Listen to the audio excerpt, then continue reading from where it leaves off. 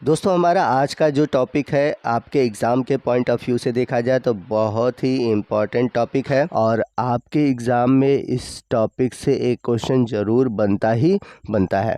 तो हमारा आज का टॉपिक जो है वो है पेंटासिरॉस का वाटर वस्कुलर सिस्टम।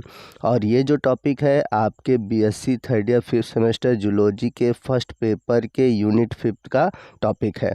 तो बहुत ही इम्पॉर्टेंट टॉपिक है।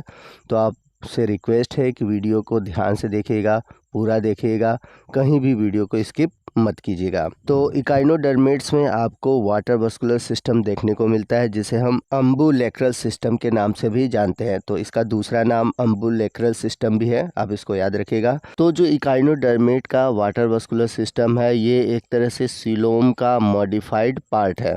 अब यहाँ पे एक क्वेश्चन आता है कि सीलोम होता क्या है। तो आपको बता दें कि जो बॉडी वॉल है और जो इंटेस्टाइनल कैविटी है उसके बीच की जो स्पेस होती है उसी को हम बोलते हैं सीलोम। और इसी सीलोम का जो मॉडिफाइड पार्ट होता है वो होता है वाटर वस्कुलर सिस्टम। तो इसमें होता क्या है, इसमें सी वाटर भरा होता है और साथ ही साथ कुछ एमेबॉइड कार्ब सेल्स भरे होते हैं। अब यदि हम इनके कैनाल को देखें तो इनका जो कैनाल होता है वो मस्कुलर होता है और इसके अंदर की ओर आपको सिलिएटेड एपिथेलियम देखने को मिलता है। तो यहाँ पर बात आती है कि वाटर वस्कुलर सिस्टम से इकाइनोडर्मेट्स को फ़ायदा क्या है। तो आपको बता दें कि वाटर वस्कुलर सिस्टम के द्वारा ही इकाइनोडर्म्स में लोकोमोशन होता है। अब बात करते हैं कि वाटर वस्कुलर सिस्टम में कौन कौन से पार्ट पाए जाते हैं, यानी कि कौन कौन से डिफरेंट पार्ट होते हैं वाटर वस्कुलर सिस्टम में। तो वाटर वस्कुलर सिस्टम में आप देख सकते हैं कुल 8 मोस्ट इम्पॉर्टेंट पार्ट है जिनको मैंने राइट साइड फिगर में आपको नंबर वाइज भी दिखाया हुआ है।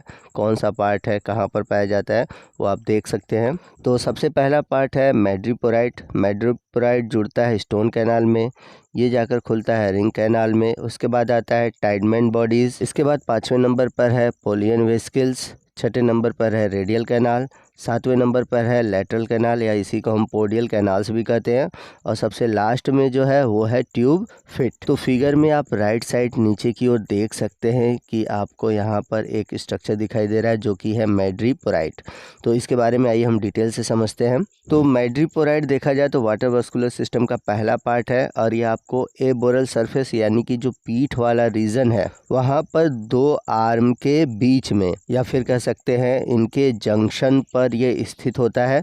इस वजह से इन दोनों आर्म को हम बोलते हैं बाइवियम और बाकी बची हुई जो 3 आर्म है उसको हम बोलते हैं ट्राइवियम। तो इस तरह से देखा जाए तो जो मैड्रीपोराइट है एक प्रकार से थिक, राउंडेड और कैल्केरियस प्लेट है। कैल्केरियस इसलिए बोला जाता है क्योंकि इसमें कुछ मात्रा कैल्शियम की पाई जाती है और साथ ही साथ इसमें बहुत सारे छेद यानी कि छिद्र पाए जाते हैं। लगभग इसकी संख्या इसमें होती है 250। तो इतने सारे जो छिद्र हैं एक तरह से इसे छलनी का रूप देते हैं और ये सभी जो पोर हैं ये जाकर एक साथ खुलते हैं पोर कैनाल में और ये सभी जो पोर कैनाल होते हैं आगे जाकर जुड़कर एक मोटे से कैनाल में खुलते हैं जिसे हम बोलते हैं कलेक्टिंग कैनाल। और फाइनली होता क्या है कि ये जो कलेक्टिंग कैनाल है वो एक प्रकार के सैक लाइक स्ट्रक्चर से जुड़ी होती है जिसे हम बोलते हैं एम्पुला। तो ये जो एम्पुला है ये मैड्रीपोराइट के जस्ट नीचे की ओर पाया जाता है और एम्पुला फाइनली जाकर जुड़ा होता है स्टोन कैनाल से। तो यहाँ पर आप राइट साइड में ये फिगर देख सकते हैं जो कि मैड्रीपोराइट का एक वर्टिकल सेक्शन है। उसमें आप देख सकते हैं आपको पोर, कलेक्टिंग कैनाल और एम्पुला ये सभी चीज़ें दिखाई दे रही होंगी। चलते हैं अगले पार्ट की ओर जो कि है स्टोन कैनाल जिसे हम मैड्रीपोरिक कैनाल भी कहते हैं। तो ये जो स्टोन कैनाल है ये एस शेप्ड होता है और ये एक ट्यूब लाइक स्ट्रक्चर होता है जो कि जाकर रिंग कैनाल से जुड़ा होता है और ये माउथ के द्वारा घिरा होता है। तो इसे स्टोन कैनाल इसलिए बोला जाता है क्योंकि इसकी जो वॉल होती है वो कैल्सेरियस होती है यानी कि कैल्शियम की बनी होती है। इस वजह से इसे हम बोलते हैं स्टोन कैनाल। तो अगर हम इसके अंदर की वॉल को देखें तो इसमें ढेर सारे सीलिया और फ्लैजेला देखने को मिलते हैं जो कि वाटर को अंदर की ओर ढकेलने में सहायता करते हैं। तो यहाँ पर आप फिगर में देख सकते हैं कि मैड्रीपोराइट के बाद है एम्पुला के बाद नीचे की ओर है स्टोन कैनाल। स्टोन कैनाल के बाद थर्ड जो स्ट्रक्चर है वो है रिंग कैनाल और ये आपको एक तरह से पेंटागोनल कैनाल के रूप में दिखाई देगा, यानी कि इसकी जो स्ट्रक्चर होती है एक पंचभुजी संरचना के रूप में दिखाई देती है, जैसा कि आप नीचे की ओर देख सकते हैं। और ये करता क्या है कि जो स्टारफिश का ओइसोफेगस है उसको घेरे रखती है। तो इस तरह से इसके 5 एंगल निकले होते हैं जो कि जुड़ते हैं रेडियल कैनाल से। चलते हैं फोर्थ पार्ट की ओर, जो कि है टाइडमेंट्स बॉडी, जिसे हम रेसिमोस ग्लैंड के नाम से भी जानते हैं, और इनकी कुल संख्या होती है 9। तो यहाँ पर नीचे आप फिगर में देख सकते हैं, आपको टाइडमेंट्स बॉडी दिखाई देंगे जिनकी संख्या कुल 9 है। आप इनको काउंट भी कर सकते हैं। यहाँ पर एक चीज़ मैं आपको और भी बता दूं कि जहाँ पर स्टोन कैनाल होता है वहाँ पर इनकी संख्या केवल 1 होती है। बाकी जो आप देख रहे हैं 5 भुजाएं हैं, तो बाकी 4 भुजाओं पर 2-2 टाइडमेंट्स बॉडी पाई जाती है। तो इस तरह से आप देखेंगे कुल हो गया 9। तो एक तरह से देखा जाए ये स्मॉल राउंडेड येलोइश एक ग्लैंडुलर यानी कि ग्लैंड नुमा एक थैली होते हैं, जो कि जो रिंग कैनाल है इसके इनर साइड में खुलते हैं। अब बात करते हैं हम टाइडमेंट के फंक्शन के बारे में। तो अलग अलग वर्कर जो है, अलग अलग साइंटिस्ट जो है, उनका अलग अलग मत है। तो कुछ कहते हैं कि ये एक तरह से फिल्टरिंग डिवाइस है, यानी कि ये पानी को फिल्टर करती है। कुछ साइंटिस्ट का मानना है कि ये एक एंजाइम फॉर्मिंग बॉडी है, यानी कि ये एंजाइम का फॉर्मेशन करता है। और कुछ साइंटिस्ट का मानना है कि ये एक प्रकार की लिम्फेटिक ग्लैंड है, जो कि फाइगोसाइटिक एमेबॉइड जो बॉडी है उसका फॉर्मेशन करते हैं। आगे चलते हैं फिफ्थ स्ट्रक्चर की ओर, जो कि है पोलियन वेसल्स। तो ये जो वेसल्स होते हैं ये नाशपाती के आकार की होती है, ये थिन वॉल होती है, और एक तरह से ये कंट्रैक्टाइल ब्लैडर्स है, यानी कि ये सिकुड़ सकती हैं और फैल सकती हैं। अब ये कहाँ पाई जाती है आपको बता दें, तो ये पाई जाती है रिंग कैनाल के बाहर की तरफ।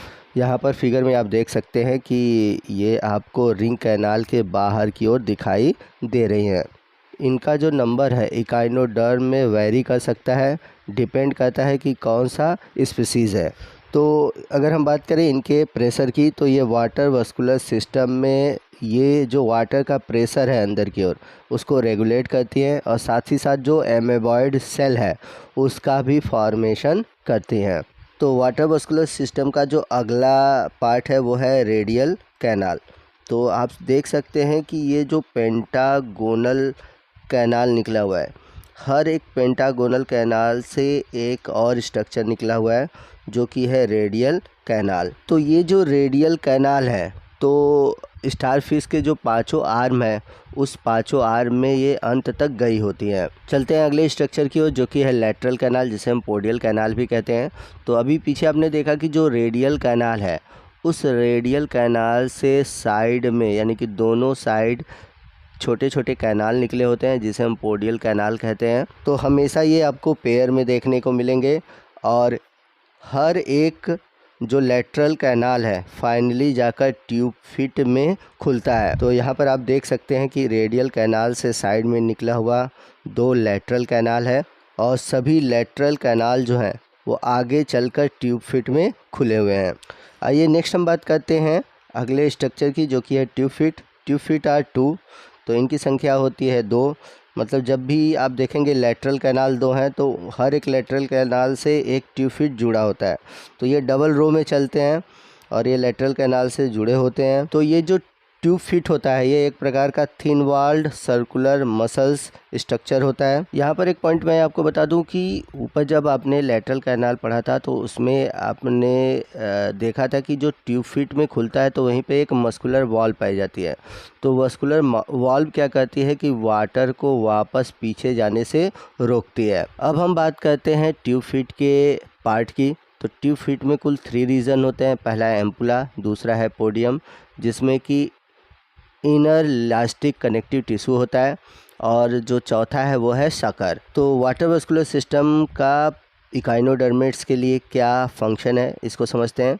तो सबसे पहला फंक्शन ये है कि वाटर वस्कुलर सिस्टम के द्वारा इनमें लोकोमोशन हो पाता है। दूसरा फंक्शन ये है कि थिन वॉल ट्यूब फिट की सहायता से इनमें रिस्पायरेशन के बीच जो गैसियस एक्सचेंज होते हैं रिस्पायरेशन में, वो मदद मिलती है। कहने का मतलब ये है कि ट्यूब फीट के द्वारा रिस्पायरेशन के लिए गैसियस एक्सचेंज हो पाता है। थर्ड और लास्ट जो बेनिफिट है या फिर कह सकते हैं कि फंक्शन है कि ट्यूब फीट की सहायता से एक तरह से जो स्टार फिश है वो सबस्ट्रेटम से जुड़ता है और भोजन को भी ये एक तरह से हैंडलिंग करता है, उसको पकड़ता है।